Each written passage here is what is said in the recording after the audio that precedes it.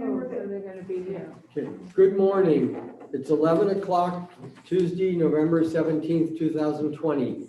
And this regular meeting of the Sandpoint Historic Preservation Commission is now called to order. I'm Chairman Steve Garvin, present and presiding in council chambers at City Hall, 1123 West Lake Street in Sandpoint, Idaho. For the record, my fellow commissioners Graves, Albright, Upton, and Quinn are present. And there's some other attendees by Zoom. First on the agenda is approval of the minutes from Commission's last meeting. I will entertain a motion to approve the minutes from the June 15th regular meeting. Does anyone want to make that I'll motion? move we accept the minutes. Commissioner Graves moves to accept those minutes. Second? Second. Commissioner Quinn seconds the motion. All in favor? Aye. Aye. Opposed? Hearing none. Motion passes unanimously and the minutes are approved. On the agenda this morning is a report from the city consultants, the Lakota Group and Sorali Phillips, and discussion with the commission. This follows yesterday's steering committee meeting. At the end of this meeting, at the conclusion of the report and discussion, there will be an opportunity for the public to speak if anyone would like to do so. 3 minutes will be allotted to each public speaker. I will now yield the floor to the consultants. Before we adjourn, clerk, is there anyone from the public who would like to speak on this matter? I believe there may be some members of the public, Mr. Chair, and we'll call upon those at that time. Okay. All right. Hello, Sorali. Hello, Lakota Group. Hi, how are you? Thanks for having us today. It's good to be with you virtually. I'm with my team, Sorali Phillips and Douglas Carr, and we want to give you an overview of the plan, some of the highlights in the document. I know that a few of you probably have heard this yesterday, so we'll kind of go through it as quickly as we can and pick out some of the highlights. I'll have my colleague Doug, if you could put up the presentation. This is the same presentation we showed the steering committee yesterday.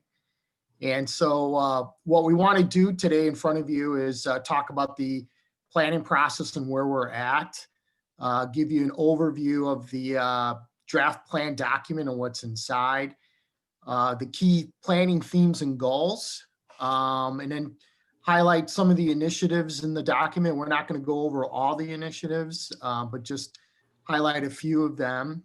And then just talk about the implementation matrix a little bit. So if we go to the next slide, Doug.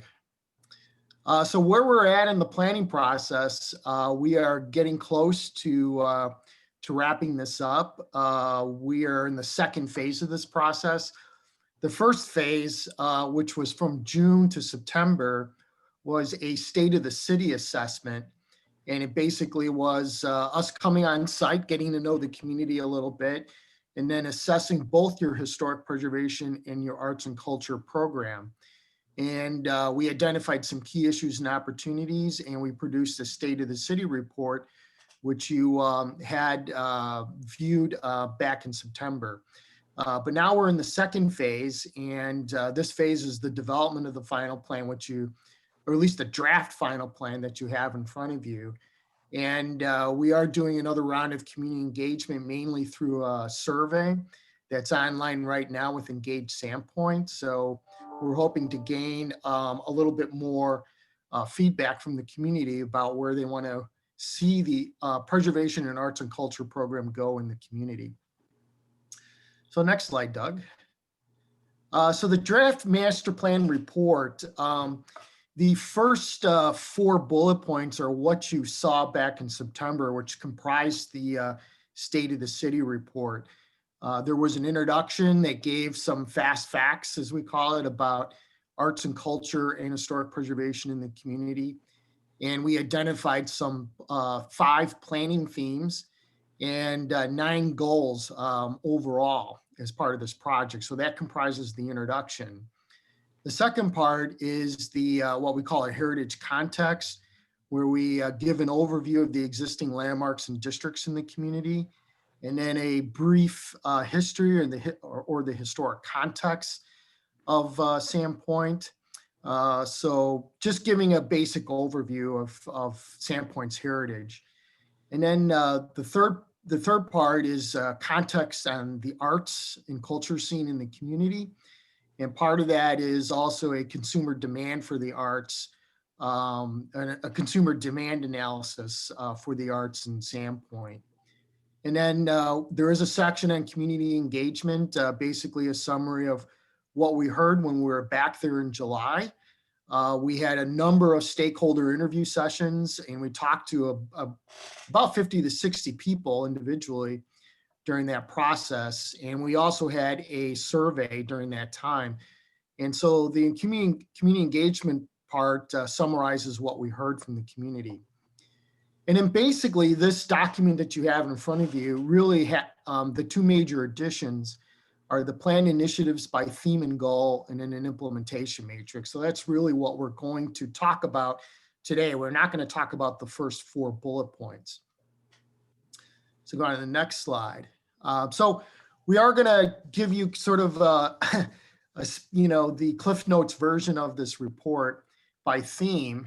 And the first theme, and these themes I want to stress are things that we heard from the community. These are not things that we made up. It's we're reflecting back on the stakeholder input and what community residents and stakeholders thought were important needs and issues in the community. And theme number 1 focuses on building bridges and broadening participation, both in historic preservation and the arts scene in the community.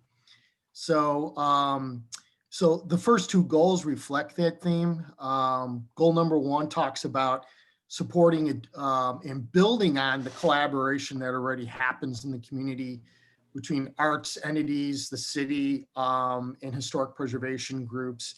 So really continuing to build on that collaboration and leveraging more resources to advance more arts and culture and preservation efforts in the community. And then the second goal is about diversifying participation in cultural activities. One of the things that we heard from the community is the need to make the arts and culture more accessible to different people who are not participating in the arts right now, not only just in Sandpoint, but within the Sandpoint area. How do we get them more involved, and how we get them to patronize and participate in the arts? So those are the first two goals.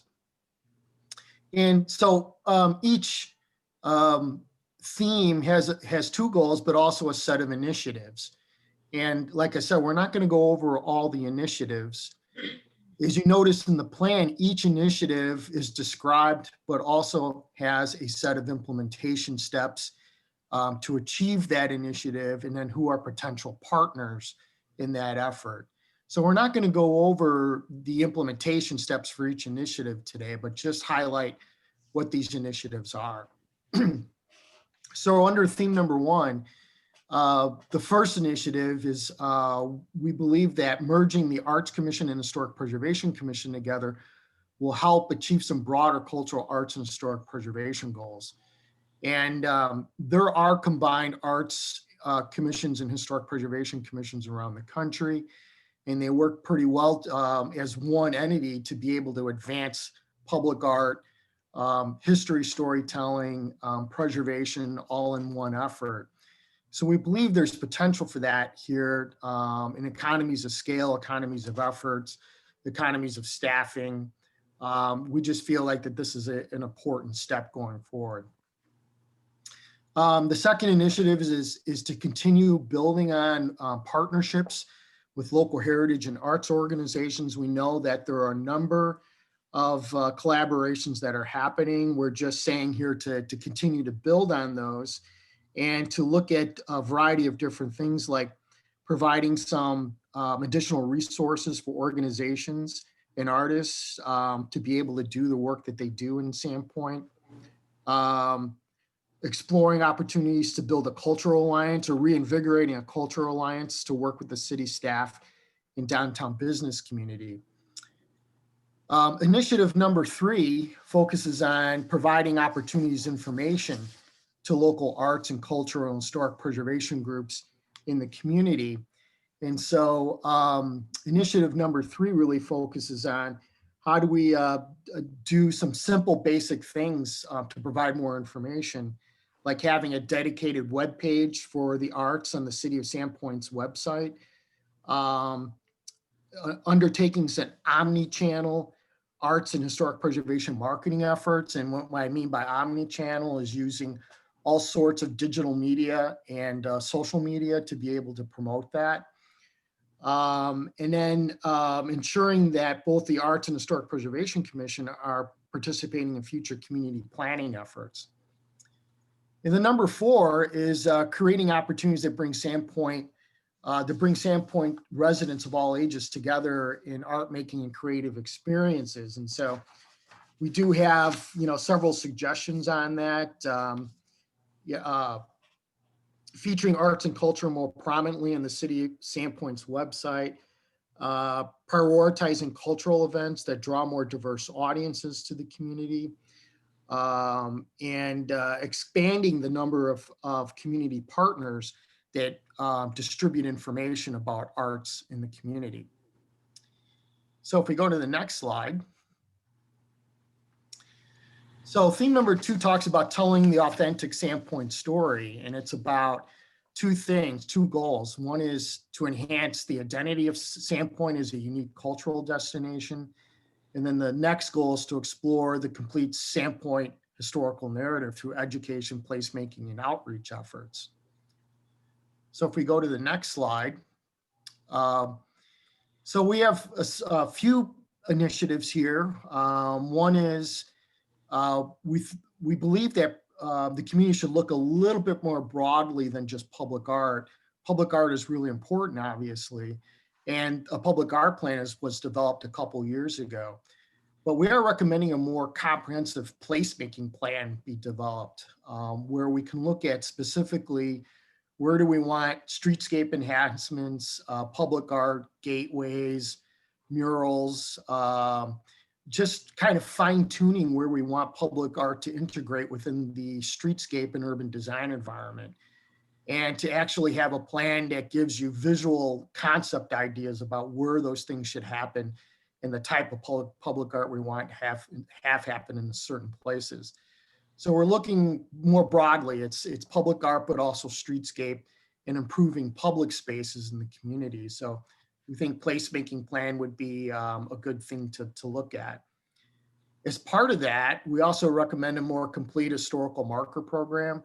We know that there are historical markers in the community right now, but what we're recommending is really expanding that and allowing anybody who's in a historic home or historic commercial building to be able to get a historical marker from the Historic Preservation Commission. So having a more invigorated, comprehensive historical marker program would be important. It wouldn't be only just for buildings, but it can be for important sites and in neighborhoods in the community. Initiative number 3 is about developing some new festivals and events that support one-of-a-kind events that celebrate local arts and culture. So having more events that actually celebrate arts and culture in specific aspects of that. And then the 4th initiative is to update Sandpoint's brand identity. There might be opportunities to have different brands that kind of integrate the history of the community, the arts, that you could have possibly for downtown or for the Granary Arts District, or having a whole new brand identity for the city of Sandpoint. So again, just building off the unique aspects of the arts and culture and heritage in the community.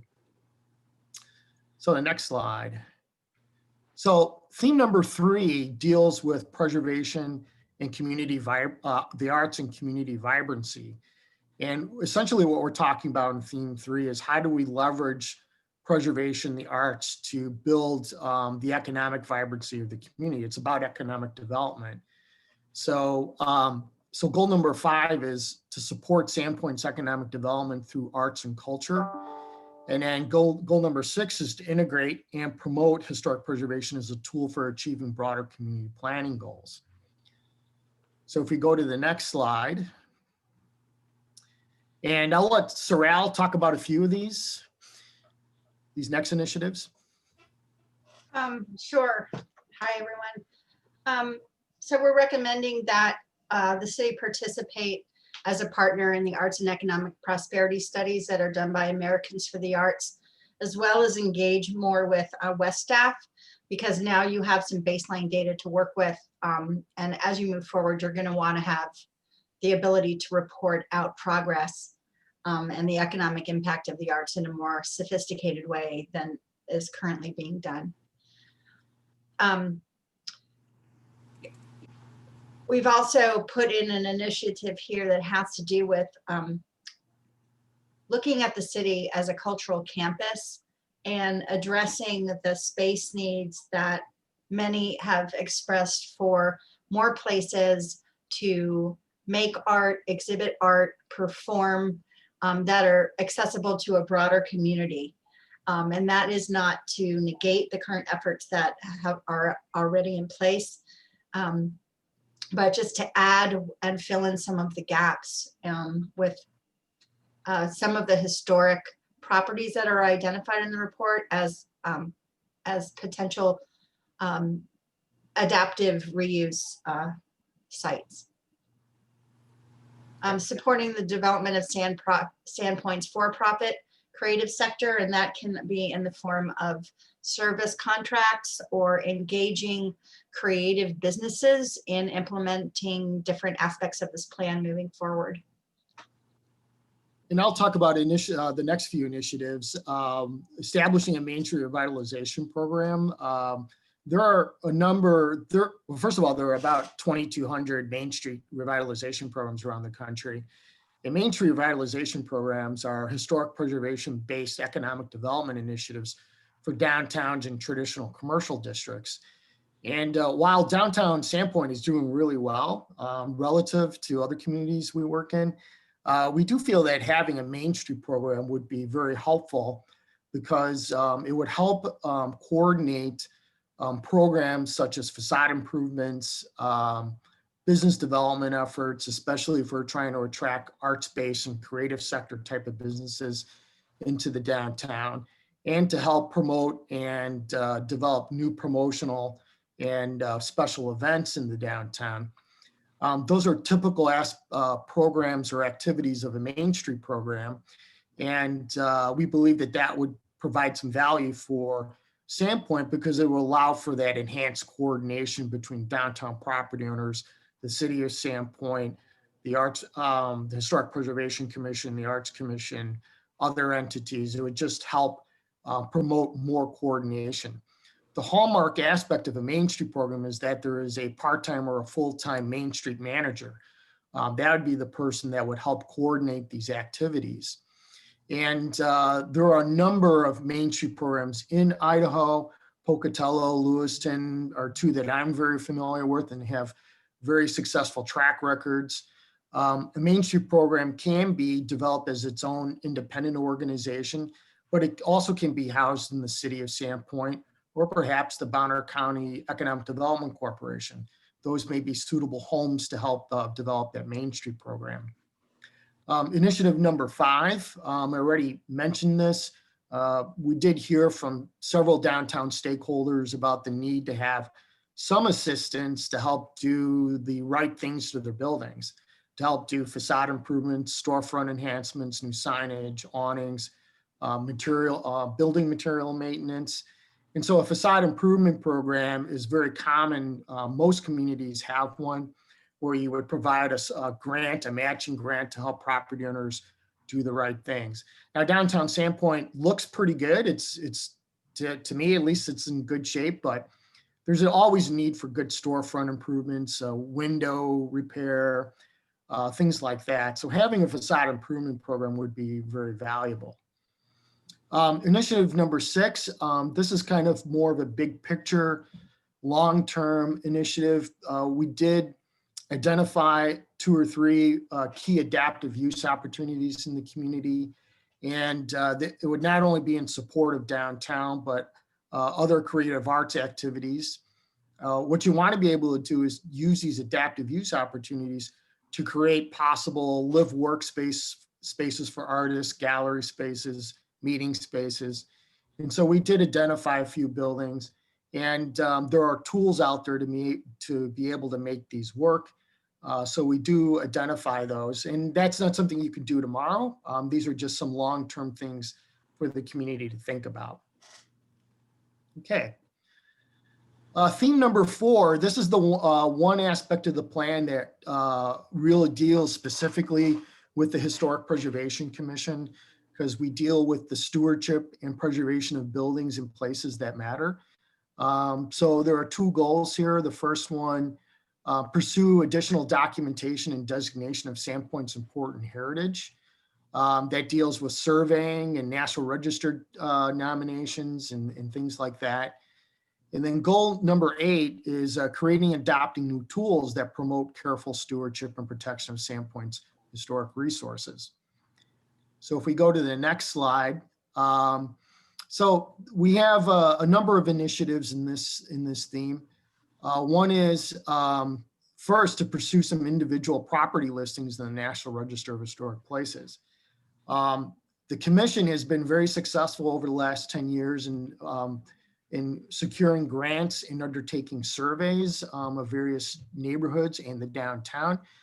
Those surveys identified several individual properties that could be eligible for the National Register.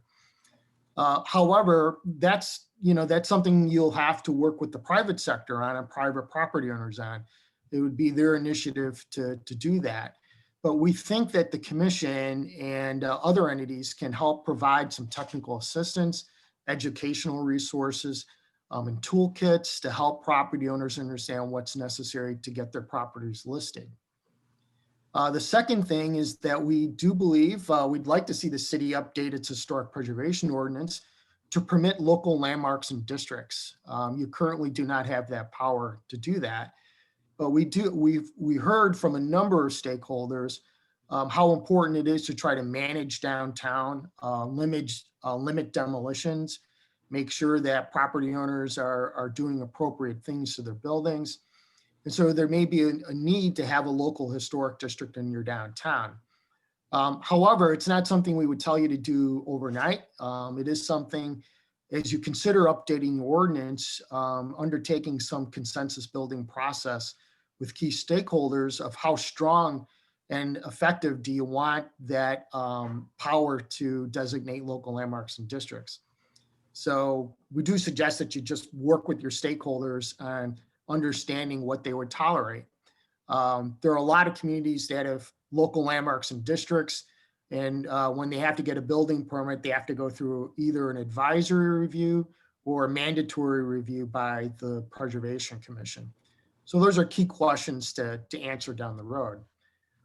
Initiative number 3, we do suggest that the commission look at developing a set of historic district or historic property design guidelines or a manual. This is a key tool that many communities with historic preservation commissions have. It serves as an educational tool for property owners to understand what they can or cannot do to their buildings or what's proper to do to their buildings. But also, if you do have design review in the future, it would help you do more effective design review and make proper decisions as a commission. So we do think that that's key. And then 4, developing a neighborhood conservation district program. This is a tool that a lot of cities around the country have. We know that we think Boise might be the only city in Idaho, there could be others, that has a conservation district program. And what that is, it sort of acts like a historic district, but it really just regulates new development and some basic changes to existing buildings. So it's kind of a historic district light program, basically. And we think that might be a good tool to use in Sandpoint because you may have neighborhoods that may not qualify as a National Register district. So just something to something to explore. Next slide. As I've said, Sandpoint has done a lot of surveys over the years. We do think there might be one other neighborhood to look at to survey in the future.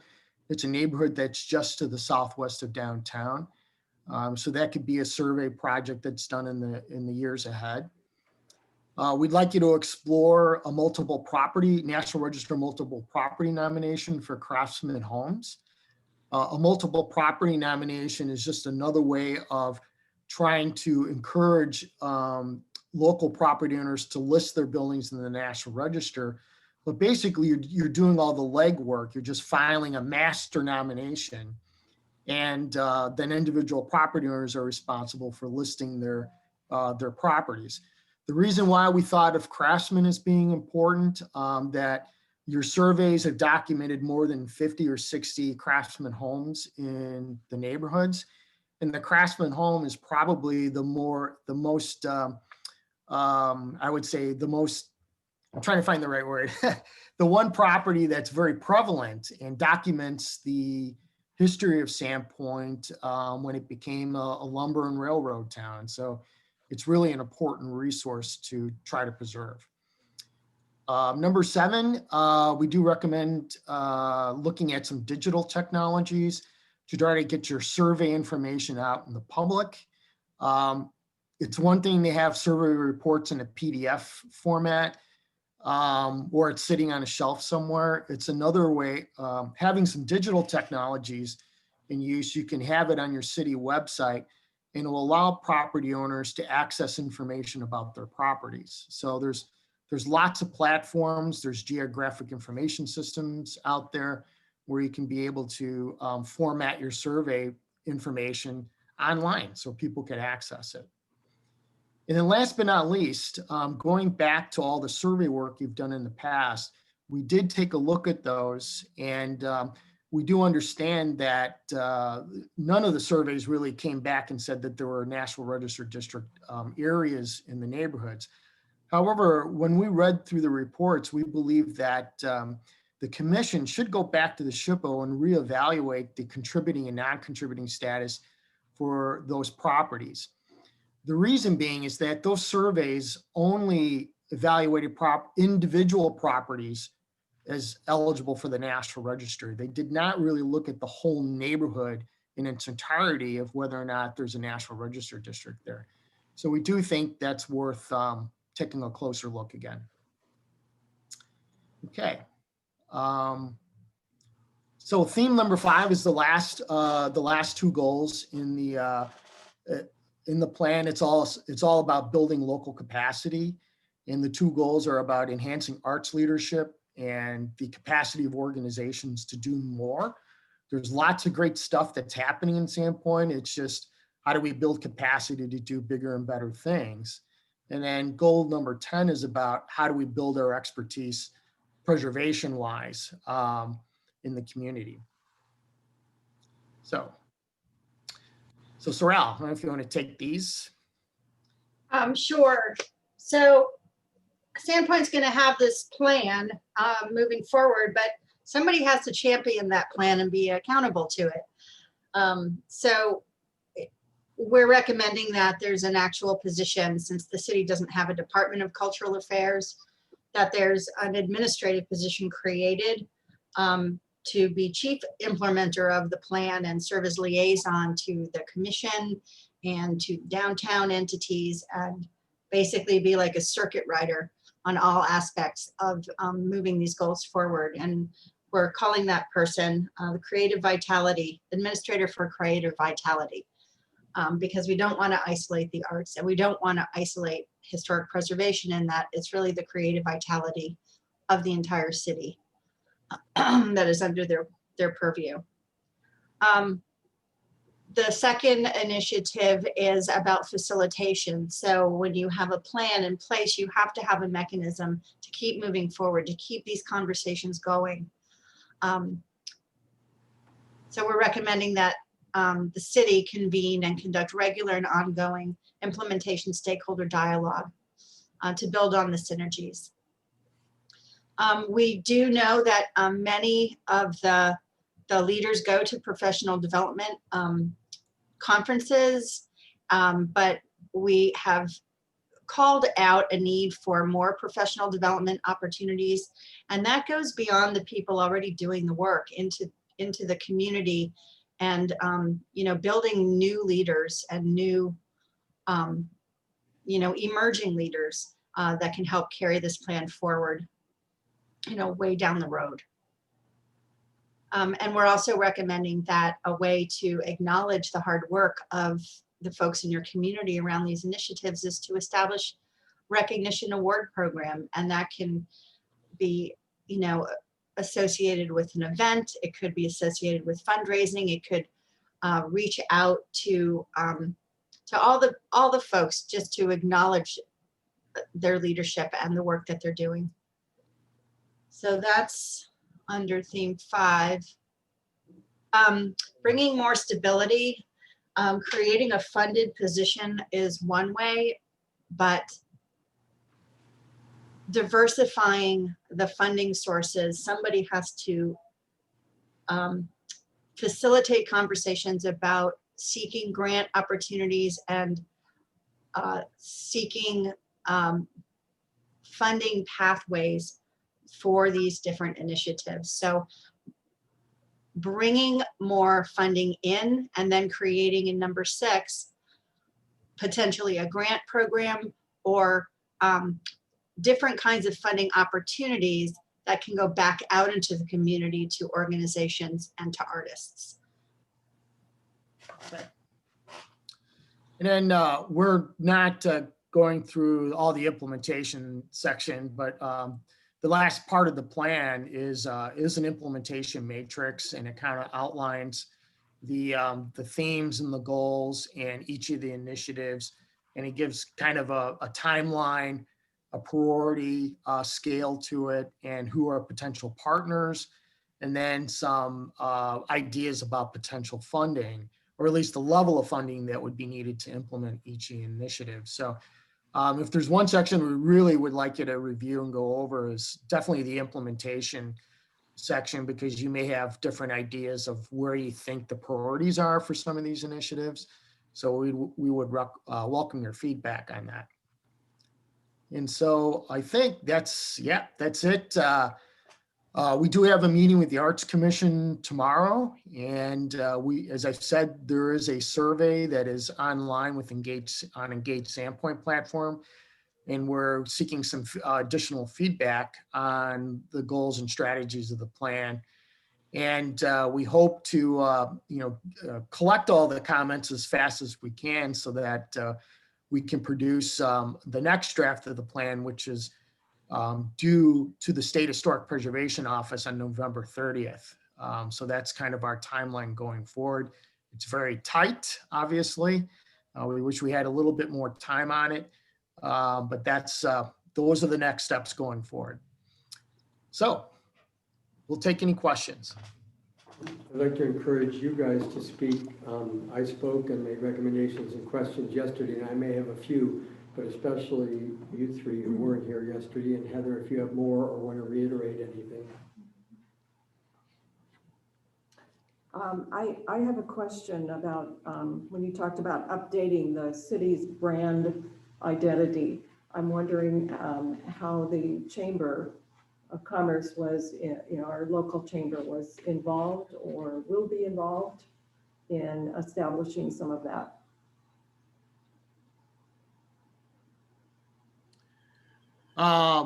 They're recommended as a partner in that effort, of course. Yeah, we would certainly see the chamber as part of that process going forward. The chamber's on the steering committee too. They are Kate- represented on the steering Kate committee. was here yesterday. Yeah. And they're called out specifically as a partner in the plan. I just also want to add that we met with the steering committee yesterday, so we've already begun to incorporate some of their feedback. And one of those was setting the tone, maybe tone's not the right word, but making it clear that Sandpoint isn't starting this development from zero, that a lot of this is building on the strengths that already exist. So I just want to acknowledge, for those of you who were there yesterday, that we heard you, and that's being done. So do you have more, or Jackie? No? No? Jim? I didn't really have a question per se, but just kind of a comment. There was somewhere in there it talked about redefining creative services, I guess. And I personally like that idea because I think we get too caught up in just the old mentality of an artist. And there's just so many different ways to be creative in today's world and the future world. So I think there needs to be a lot of emphasis put on that and what that may be. I don't know the answer to that, but I just think that we have to think beyond yesterday, the concept of an art gallery, an art school, an artist, and what is the future of art? I don't know, but as the world has changed in the last year, so I'm sure it will change again. So, but other than that, I love the report, and thank you. Heather, did you want to bring up anything? I think it's a really impressive report, and I'm really excited about it.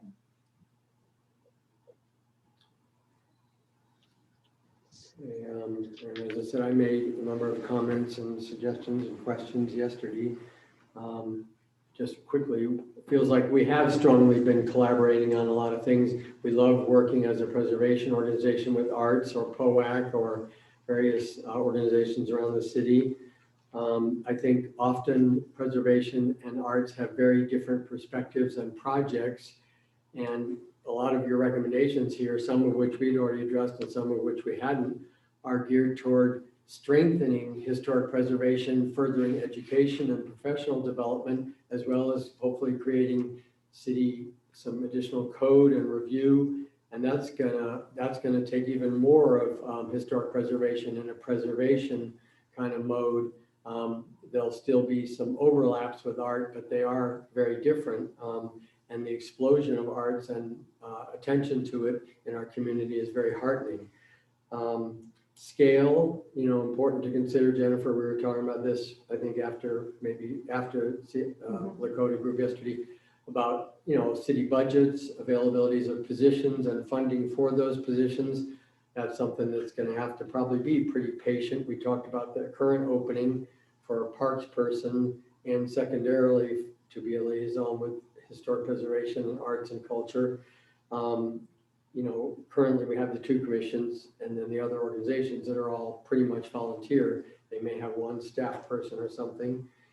And then on education and personal development in the preservation area, at least, this is something that is near and dear to our hearts. And sadly, because of COVID this year, several of us would have been at both Boise and the every other year historic preservation workshops, as well as at the National Association for people who serve on historic preservation commissions.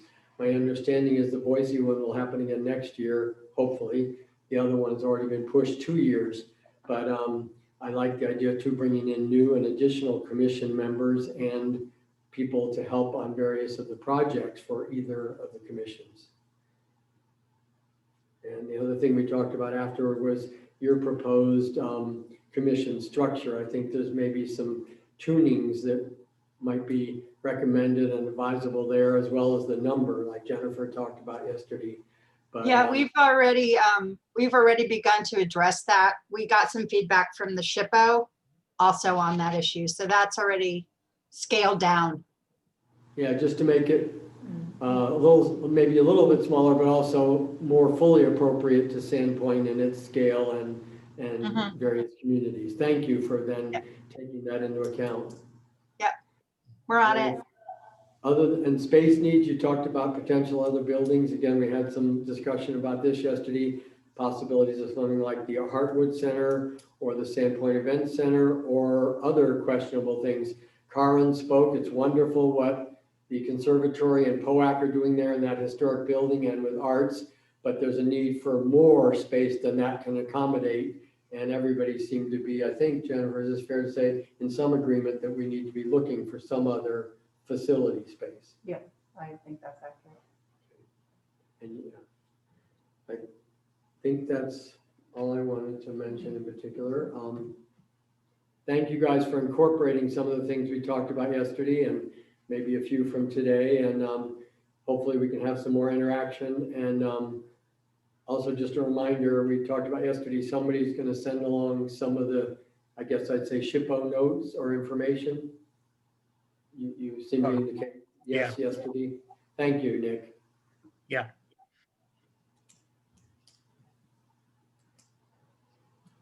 Are there any public waiting to? Mr. Chair, we do have several members of the public online. If anyone would like to speak on this matter, please raise your hand.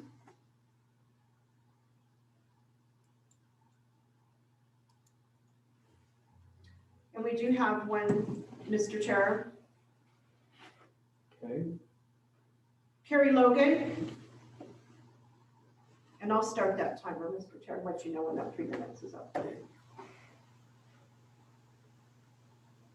Carrie, as you may know. Okay, am I unmuted? Yes, Go ahead. yes. Yes. You can hear me? Yes. Okay. Yeah, it's quite a report. I'm glad to see that you're opening up for more public input because the first online survey had less than 60 submissions.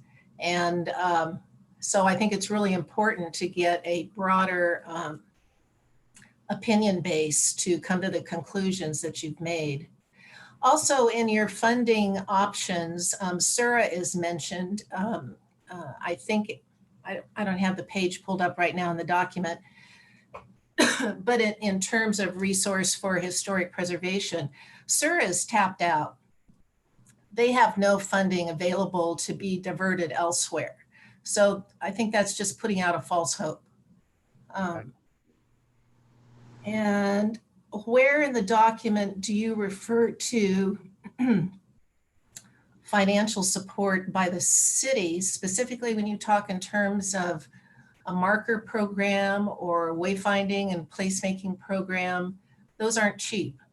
And one reason Historic Preservation Commission was limited in the number of markers that they installed in the city was the cost. And so anyway, I think you should.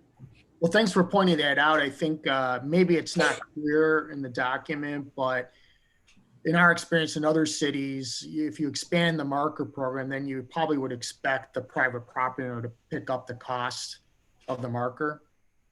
So, so there are ways in which sometimes there's a cost shared between the city and the property owner. So yeah, I mean, there'd be more of an expectation that would be something a private property would want to pay for.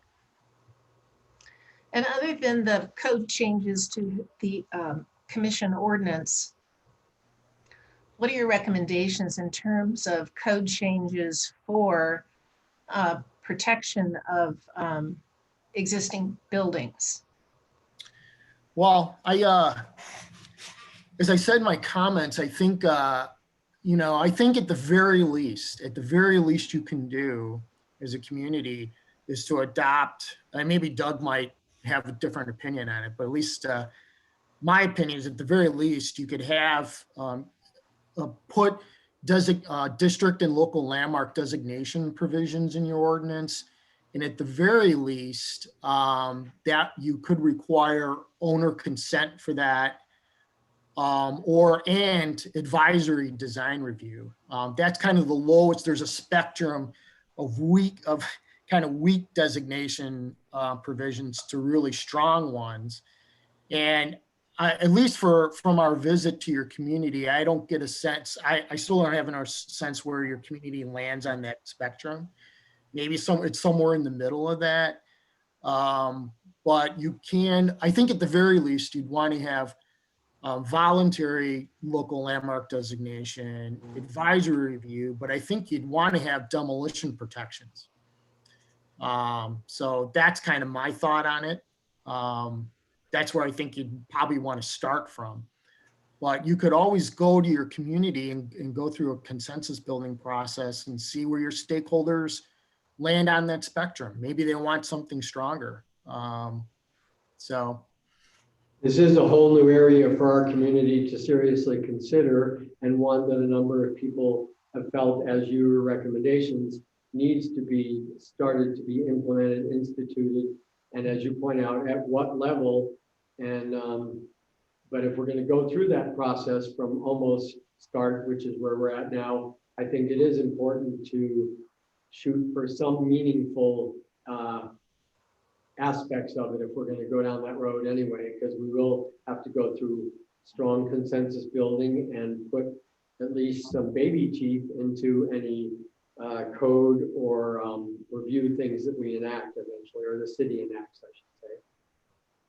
Right, yeah. Besides the CLGs, the focus of the commission for the last number of years has been the publication of the walking tour and giving tours downtown. How do you see that continuing to fit within the plan that you've crafted? Oh, I would say you continue doing that. You should always continue to do that. I think I threw out the word omni-channel, and that's just kind of that buzzword about, it's really about, you could have printed stuff, but you need to go digital too. And because that's where it's at. And there's a lot of great tools out there right now, like story maps and Rusk and Arc. These are types of digital tools out there that people can look on their smartphones, and they can just, you can take your tour and put it into story maps, and people could just have it on their cell phone, and they Already have we are- that. Are you aware we already have that? Walking tours. Yeah, we already established that with pocket tours. Okay. Pocket tours and the city's site. Yeah, so we decided to go, we did feel like it needed to have a digital presence. So we put it on there, and so it would be recognized by a national scale and create a different buzz with a new audience. And it would be great to look at the feedback of how that's gone.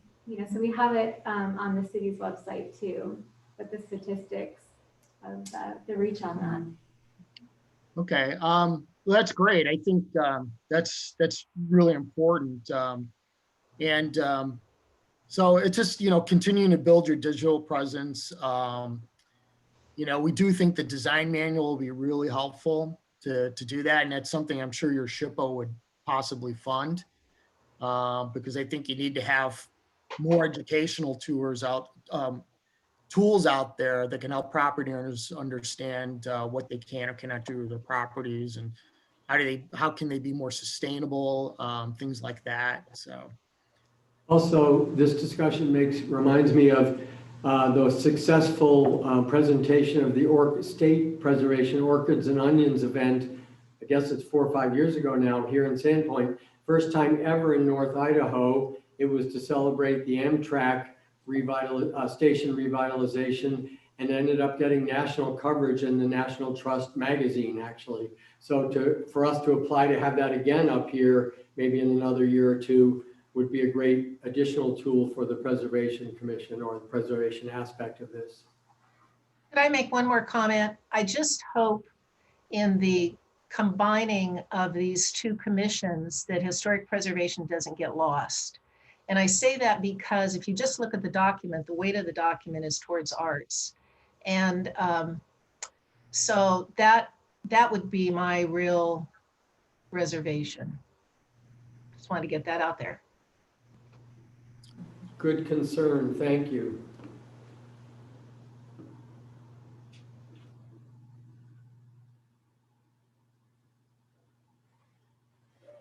Any other public? No.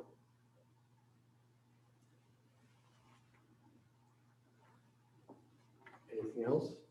I don't have anything unless there's any questions. Anybody else either on the commission while we're here? No? So the plan on timeline with this, as Nick mentioned, is to get this finished up for our grant deadline with the SHPO office by the end of the month. We have a survey and the publicity going along with that. Mainly the publicity we're pushing out, we're working on today to get all of that out. And so we'll have that open for public opportunity, and we encourage the commission members, and we'd encourage the steering committee members yesterday to participate in that as well. So it'll be on our website press releases out today, as well as on our Facebook page. So we've got the survey up. It's a matter of the publicity with it now. Maybe we can spread it by the commission members as they wish or have access to. Yep, And that would help the process. yep, So I agree, absolutely. 53 we need a lot more than that to make it a meaningful engagement. Yes, engagement has been more difficult, as we discussed yesterday, amid COVID and kind of just the state of life in 2020. So, and we were in a very different place on this 9-10 months ago.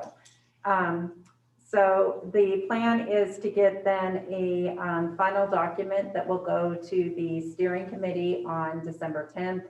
It will also be distributed to the commissions, so you have a chance to see that. But really, our driving committee with this is our steering committee, which is a combination of the representatives from both commissions and then beyond. And then a presentation for adoption to the city council the first week in January, their first meeting. That sounds good. And we are still a commission at this point. We do have open activities, events, planning projects that we're involved in. I hope that we will have our scheduled December 15th meeting, whatever happens beyond that. Okay.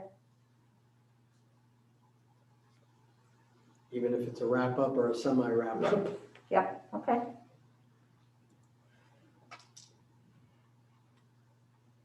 Anything out there from Lakota land? No, we appreciate your feedback. We are going to be working pretty hard to include as much feedback as we can in the timeline we have. So we look forward to that. We will be in the next draft. We will be having probably inserting several case studies on how do you implement certain aspects of what we recommend. So that will be an addition. Thank you, guys, and hope we hear from you in the rest of this process too. And appreciate your efforts and your combined experiences and perspectives to help us move along. Thank you. Thanks for the feedback. Thank you. Great. Okay, with no further business before the commission, this meeting is now adjourned at 11:55.